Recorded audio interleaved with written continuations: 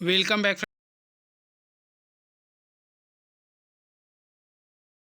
Friends. लेके आया हूँ जो आप लोग के सहायक आचार्य प्रतियोगिता परीक्षा के लिए इंपॉर्टेंस होगा। तो चलिए बिना टाइम वेस्ट किए स्टार्ट करता हूँ। इलेक्ट्रोमैग्नेटिक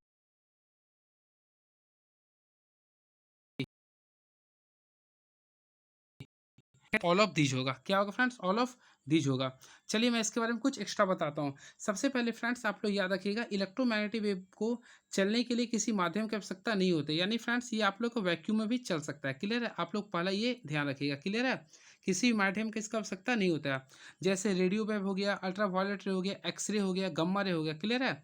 इसके साथ साथ ये जो वैक्यूम में जो चलता है वो सभी फोटोन की बना होता है। किसका बना होता है फ्रेंड्स? फोटोन की बनी होता है। क्लियर है? और इसका जो चाल जो होता है वह प्रकाश की चाल के बराबर होता है। ये भी आप लोग ध्यान रखिएगा। इसके साथ साथ ये न्यूट्रल होता है फ्रेंड्स। इसका जो चार्ज अगर पूछेगा ना क्या होता है, तो ये न्यूट्रल होता है। सिंपल वे में आप लोग याद रखिएगा, ये न्यूट्रल होता है। क्लियर है? इसके साथ आप लोग ये भी याद रखिएगा, इसके पास ऊर्जा एवं संवेग दोनों होता है। यानी कि इसके पास एनर्जी एंड मोमेंटम दोनों होता है। क्लियर है? तो इसका ऑप्शन देखा जाए तो ऑल ऑफ दीज होगा। ठीक है? यानी कि ऑल ऑफ दीज होगा। ऑप्शन नंबर डी हो गया। And very next question is now, क्या लिख रहा? The phase difference between electric and magnetic field in electromagnetic wave is. तो देखिए सबसे पहले आप लोग को फेज डिफरेंस निकालना है। तो चलिए सबसे पहले मैं आप लोग को देखिए बाय द फिगर बताता हूँ। देखिए सबसे पहले आपको ये मान लीजिए कौन सा वेव है, ये इलेक्ट्रिक फील्ड है।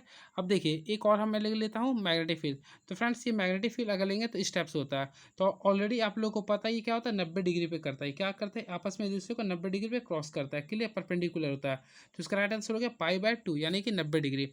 तो इसका ऑप्शन के अकॉर्डिंग देखा जाए तो परपेंडिकुलर होगा यानी कि पाई/2।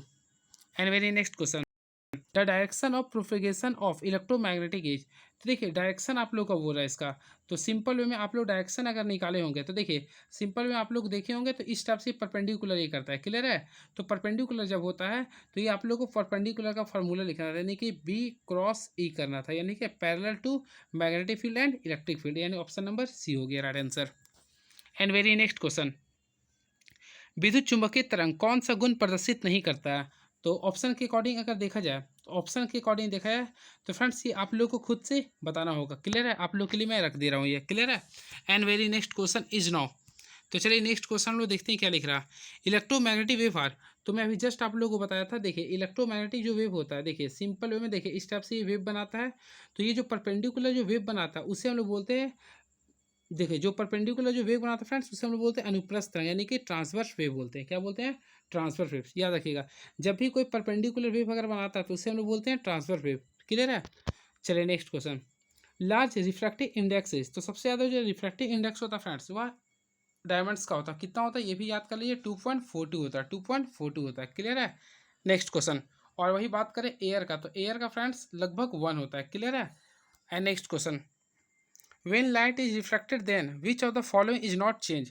जब प्रकाश का अपवर्तन होता है तो कौन सा परिवर्तित नहीं होती है? तो फ्रेंड्स सिंपल वे में आप लोग इसे याद किए होंगे या फिर जानते होंगे, फ्रीक्वेंसी होता है। क्या होता है? फ्रीक्वेंसी कोई परिवर्तित नहीं होती है।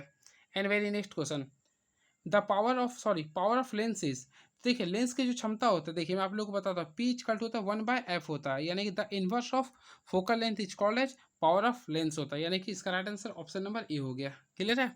And very next question, A image form by eye lens in compound microscope. तो देखिए कंपाउंड माइक्रोस्कोप का अगर फिगर आप लोग बनाते हैं तो आप लोग को ऑलरेडी पता होगा। देखिए सबसे पहले ये जो आपको इस साइड जो बनता है लेफ्ट साइड, ये आप लोग का ऑब्जेक्टिव केस होता है। क्लियर है? और इस साइड जो बनता है राइट साइड में, ये आप लोग का आई केस होता है। ठीक है? जिसमें ये आप लोग का बड़ा होता है। क्लियर है? तो इसका आप लोग अगर इमेज फॉर्म अगर निकालते हैं तो फ्रेंड्स आप लोग को पता होगा ये जो बनता है वर्चुअल एंड इन्वर्टेड बनता है। वर्चुअल एंड इन्वर्टेड बनता है। क्लियर है? या फिर वर्चुअल एंड मैग्नीफाइड। तो ऑप्शन नंबर डी लिख सकते हैं आप लोग। ठीक है? एंड वेरी नेक्स्ट क्वेश्चन, चलिए मैं न्यूमेरिकल एक ही बार में लास्ट में सब बता दूंगा। The lens is use for remedying hypermetropia, यानी कि फ्रेंड दूर दृष्टि दोष को किससे दूर करते हैं? तो सिंपल में आप लोग पढ़े होंगे, इसका राइट आंसर कॉन्वेक्स लेंस, यानी कि उत्तल लेंस हम लोग दूर करते हैं। क्लियर है? और मायोपिया को जो हम लोग दूर करते हैं वह अवतल लेंस से करते हैं। तो ऑप्शन के अकॉर्डिंग देखा तो ऑप्शन नंबर ए होगा। And very next question is now, A monochromatic light incidents on the prism then which phenomenon is defined. तो देखिए क्या बोला, किसी प्रिज्म पर एक वर्णी प्रकाश की अपवर्तित होने पर कौन सी घटना होती है? तो फ्रेंड्स का जो राइट आंसर होगा ऑप्शन नंबर ए होगा, डिस्पर्शन ऑफ लाइट होता है, यानी प्रकाश का वर्ण विक्षेपण। And very next question, magnification power of compound macroscope for normal adjustment is. तो अगर इसे आप लोग सॉल्व किए होंगे या फिर निकाले होंगे तो इसका राइट आंसर आएगा, देखिए -V0/U0 into 1+D/FA। And very next question, first difference of destructive interferences. तो देखिए सबसे पहले मैं फ्रेंड्स आप लोग को पथ डिफरेंस बताने जा रहा हूँ। देखिए सबसे पहले एक होता है कंस्ट्रक्टिव, एक होता है डिस्ट्रक्टिव। तो देखिए सबसे पहले मैं आप लोग को डिस्ट्रक्टिव के बारे में बताता हूँ, क्लियर है। तो देखिए सिंपल वे में आप लोग याद रखिएगा, देखिए मान लीजिए कि एक S1 पथ है और एक S2 है, क्लियर है। तो इसमें जो दोनों का जो डिस्टर्बेंस होता है उसके बारे में बता रहा हूँ, क्लियर है। तो देखिए आप लोग याद रखिएगा जो मैं कंसेप्ट बता रहा हूँ, जब भी आपका डिस्ट्रक्टिव का बात करते हैं, जब भी डिस्ट्रक्टिव का बात करेंगे ना, तो इसमें एन हमेशा ऑड होना चाहिए, N should be always time odd होना चाहिए, ठीक है। तो ऑप्शन के अकॉर्डिंग देखा है तो इसका फॉर्मूला जो होता है डेल एन इजकल टू हम लोग लिखते हैं 2n+1, 2n+1 और λ/2 होता है, क्लियर है। यानी फ्रेंड्स आप इसमें कभी भी एन का वैल्यू 1 3 4 कुछ भी अगर पुट कीजिए तो हमेशा देखिएगा ना ये आपका ऑड में आएगा। देखिए मान ली एग्जाम्पल के तौर पर हम लोग 3 लेते हैं, तो 3 2 6 और 1 7 आ गया, ठीक है। तो ये जिसमें आप लोग को n 1 2 3 या कोई भी वैल्यू पुट करने पर अगर माइनस अगर आता है तो समझ जाए, यानी ऑड में आता है तो समझ जाएगा फ्रेंड्स वो डिस्ट्रक्टिव इंटरफेरेंस है, ठीक है। तो वही बात करें फ्रेंड्स क्रोमेटिक का, तो क्रोमेटिक के लिए क्या होता है, क्रोमेटिक के लिए होता है उसका जो डेल एक्स का जो होता है मल्टीपल वो हमेशा इवन मल्टीपल होना चाहिए, डेल एक्स जो है ना ऑलवेज टाइम वो उसका मल्टीपल होना चाहिए, इवन होना चाहिए, λ/2 होता है उसका। तो राइट आंसर ऑप्शन के अकॉर्डिंग देखा तो ऑप्शन नंबर सी हो गया। And very next question, transfer nature of light defined by. तो ट्रांसफर नेचर ऑफ लाइट जो डिफाइंड करते हैं वो पोलराइजेशन से करते हैं, किससे करते हैं फ्रेंड्स, पोलराइजेशन से करते हैं। चलिए नेक्स्ट क्वेश्चन इज नाउ, तो चलिए नेक्स्ट क्वेश्चन देखते हैं क्या लिख रहा, final image form bye astronomical telescope is. तो देखिए इसका भी राइट आंसर जो होगा ऑप्शन नंबर देखिए सी होगा, inverted and virtual, inverted and virtual होगा। इसे आप लोग ध्यान में रखिएगा फ्रेंड्स, इन्वर्टेड एंड क्या होगा, वर्चुअल होगा, क्लियर है। चलिए नेक्स्ट क्वेश्चन, और इसके साथ साथ ही मैग्नीफाइड भी बनता है। चलिए next question, mirage is form by, यानी कि देखिए मृग मरीचिका जो बनता है वह टोटल इंटरनल रिफ्लेक्शन की वजह से बनता है, टोटल इंटरनल रिफ्लेक्शन के बनता है। एंड वेरी नेक्स्ट क्वेश्चन, देखिए ब्रेविस्टर लॉ इज, तो फ्रेंड्स आप लोग पढ़े होंगे, देखिए ये जो था टेंजेंट होता है यानी कि tan IP होगा। तो ऑप्शन नंबर अगर कहीं है तो देख लीजिए ऑप्शन नंबर सी में हो गया, ठीक है, ये टेंजेंट शो करता है ये। Very next question, which is use for making a stable magnet.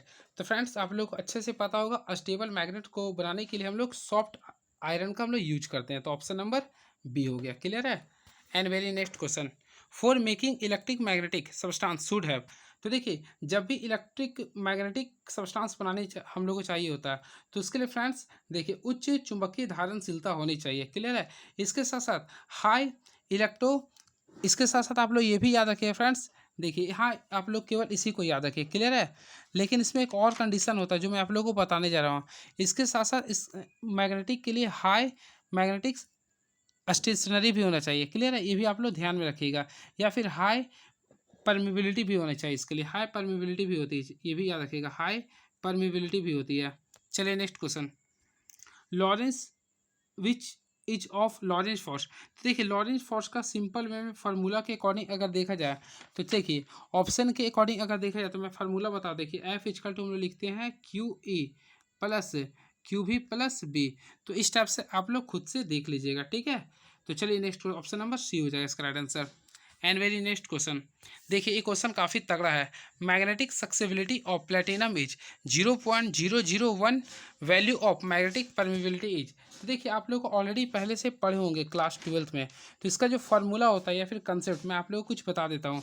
देखिएगा जब भी आप लोग को ध्यान से सुनिएगा, जब भी आप लोग को मैग्नेटिक परमिबिलिटी निकालने बोलता है तो उसके लिए क्या कीजिएगा 1 प्लस जो आप लोग का मैग्नेटिक सक्सेबिलिटी दिया है उसको ऐड कर दे, यानी 1.0001। तो इसका राइट आंसर क्या है 1.000 है और 1, इसका राइट आंसर ये हो गया। तो ऑप्शन के अकॉर्डिंग ऑप्शन नंबर सी हो गया। चलिए नेक्स्ट क्वेश्चन, तो फ्रेंड्स न्यूमेरिकल को मैं अभी स्किप कर रहा हूँ, लास्ट टाइम में सभी न्यूमेरिकल को एक साथ में बता दूंगा। Next, the angle between the magnetic axis and geographic axis of the earth is. तो काफ़ी तगड़ा क्वेश्चन है, चलिए मैं इसको ही बताता हूँ। देखिए सबसे पहले बोल रहा ना एंगल बताना, देखिए सबसे पहले आप लोग को मैं जो बता रहा हूँ ध्यान से सुनिएगा। देखिए सबसे पहले फ्रेंड्स आप लोग को ये ध्यान देना, देखिए ये मान लीजिए कि हम लोग ये जियोग्राफिक मेरिडियन है, क्लियर है। और उसके साथ साथ देखिए एक और मैं लाइन को ड्रॉ करता हूँ, और ये देखिए मान लीजिए फ्रेंड्स ये मैग्नेटिक मेरिडियन है, क्लियर है। देखिए ये सबसे पहले देखिए ये मैग्नेटिक जियोग्राफिक मेरिडियन है, तो ये ऊपर में था यानी कि नॉर्थ साइड हो गया, ये जियोग्राफिक मेरिडियन है साउथ की साइड। जस्ट लाइक सेम देखिए ये मैग्नेटिक मेरिडियन है, ये नॉर्थ साइड हो गया, और मैग्नेटिक मेरिडियन है ये साउथ साइड है। तो इसके भी जो एंगल बनता है वो हमेशा जो बनता है 11.5 डिग्री का बनता है। ये भी आप लोग को ध्यान में रखना पड़ेगा। कितना डिग्री बनता है फ्रेंड्स? 11.5 डिग्री। तो इसे मैं लिख देता हूँ 11.5 डिग्री। ठीक है, ये आप लोग याद कर लीजिएगा। क्लियर है? और ये जो एंगल बनता है इसे हम लोग बोलते हैं एंगल ऑफ डिक्लाइनेशन या फिर मैग्नेटिक डिक्लाइनेशन। क्लियर है? ये आप लोग 3 पॉइंट्स को याद रखेंगे। तो ऑप्शन के अकॉर्डिंग देखा जाए तो राइट आंसर हो गया ऑप्शन नंबर बी होगा, 11 डिग्री। ठीक है, चलिए next question. The SI unit of magnetic flux is. तो काफ़ी तगड़ा क्वेश्चन है ये, तो चलिए मैं इसके बारे में आप लोग को बताता हूँ। तो SI unit of magnetic flux के बारे में बोल रहा, तो चलिए मैं आप लोग को निकाल के ही बताता हूँ किस टाइप से ये निकलेगा। तो चलिए कंसेप्ट आप लोग को पता होगा। देखिए फ्रेंड्स, सबसे पहले हम लोग कंसेप्ट में आप लोग को बताता हूँ, ध्यान से देखिएगा। ठीक है, तो इसका जो राइट आंसर होगा वेबर होगा। क्या होगा फ्रेंड्स? वेबर होगा। वैसे मैं आप लोग को निकाल के दिखा देता हूँ ताकि आप लोग को कन्फ्यूजन ज़रा सा भी ना हो। देखिए हम लोग ऑलरेडी पहले पढ़े हैं, फाइज का क्या होता है? बी ए होता है। क्या होता है? ये बी ए होता है। क्लियर है? और ऑलरेडी हम लोग जानते हैं बी का फॉर्मूला क्या होता है? वेबर पर मीटर स्क्वायर होता है। ठीक है, और एरिया का भी क्या पढ़े हम लोग? मीटर पर स्क्वायर होता है। तो देखिए ये कट गया, तो क्या बच गया? वेबर। तो इसका राइट आंसर क्या हो गया? वेबर। तो ऑप्शन नंबर बी हो गया। क्लियर है? And very next question, Biot Savart law is. तो देखिए पहला क्वेश्चन आप लोग का यही है, बॉयट सेवर्ट लॉ। तो फ्रेंड्स का जो राइट आंसर होगा ऑप्शन नंबर सी होगा। ठीक है, डी बी इक्वल होता है, देखिए mu by 4 pi into I D L R into R square होगा। क्लियर है? तो ये आप लोग ध्यान में रखिएगा। क्लियर है? And very next question is now. तो चलिए नेक्स्ट, लेकिन मैं फ्रेंड्स इसमें एक और क्वेश्चन बता देता हूँ। देखिए इसमें 2 कंडीशन होता है। अगर आप लोग को देखिए इसमें अगर वेक्टर फॉर्म में अगर बोला जाएगा, अगर वेक्टर फॉर्म में बोला जाएगा, तो देखिए वेक्टर फॉर्म में अगर बोला जाता तो उसके लिए लिखिएगा आई डी एल। ठीक है, I D L into R by R Q, यहाँ पे लिखिएगा बाई म्यू बाई 4 पाई। ठीक है, ये भी आप लोग का होता है फार्मूला, लेकिन आप लोग को ऑप्शन के अकॉर्डिंग देखा जाए तो ऑप्शन नंबर सी होगा। And very next question, to find the direction of eddy current is. तो फ्रेंड्स एडी करेंट का डायरेक्शन फाइंड करने के लिए हम लेंज लॉ का यूज करते हैं, लेंज लॉ का हम लोग यूज करते हैं। And very next question, due to change in magnetic induction with change in time a stationary loop produce. तो देखिए इसका जो राइट आंसर होगा ऑप्शन नंबर बी होगा, मैग्नेटिक फील्ड होगा।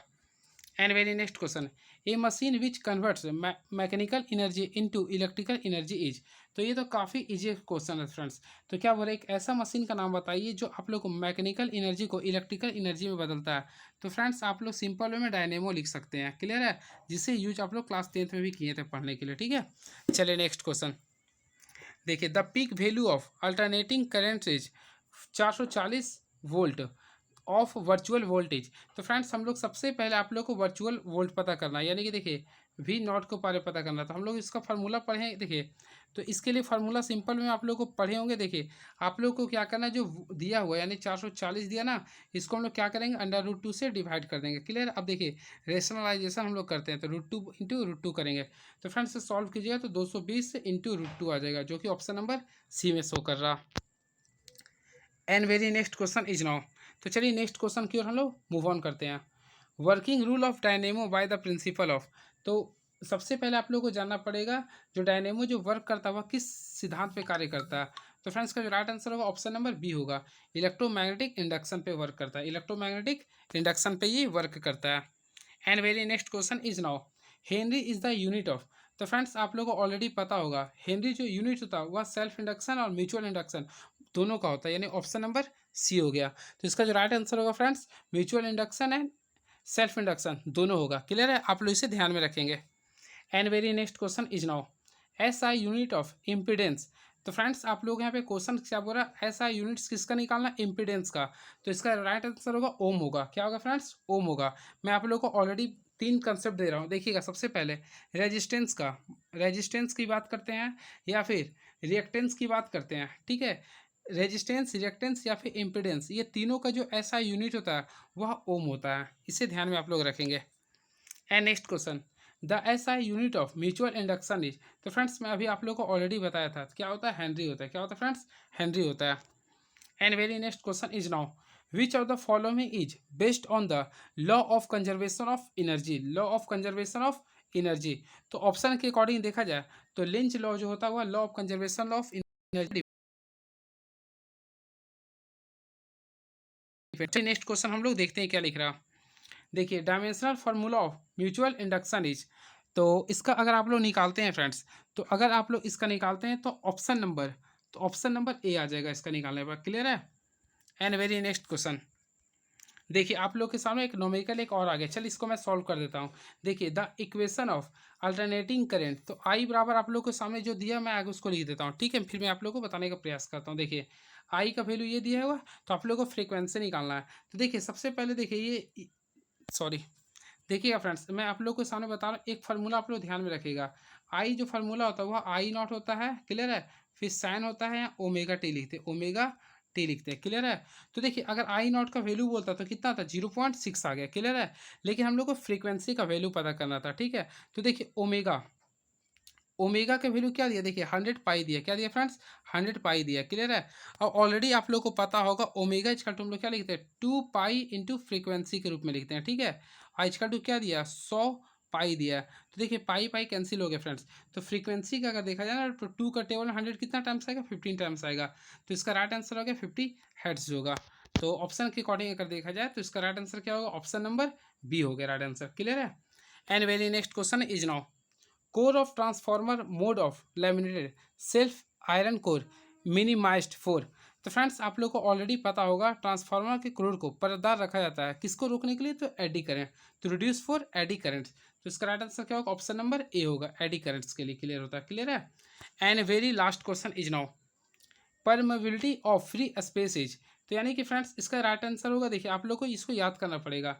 ये होता है 8.85 इंटू 10⁻12। ठीक है, -12 होता है एफ पर मीटर। तो ये आप लोगों का क्वेश्चन था फ्रेंड्स 60 तक। अब मैं नेक्स्ट वीडियो में अगर आता हूँ तो देखिए आप लोग जितना मैं क्वेश्चन दिखा रहा हूँ ये सभी का मैं आंसर के साथ आप लोग के सामने नेक्स्ट वीडियो में मैं आता हूँ। तब तो हमारे चैनल के साथ वो लोग बने रहिए। इसके बाद में फ्रेंड्स आप लोगों को किस चीज़ का वीडियो चाहिए आप लोग कमेंट बॉक्स में लिखिएगा, मैं आप लोग के सामने नेक्स्ट वीडियो में आऊँगा तो सब चीज़ को मैं बताऊँगा। क्लियर है। तो चलिए आप लोग हमारे चैनल के साथ बने रहिए। Thank you so much. Please subscribe my YouTube channel move on study. Thank you so much.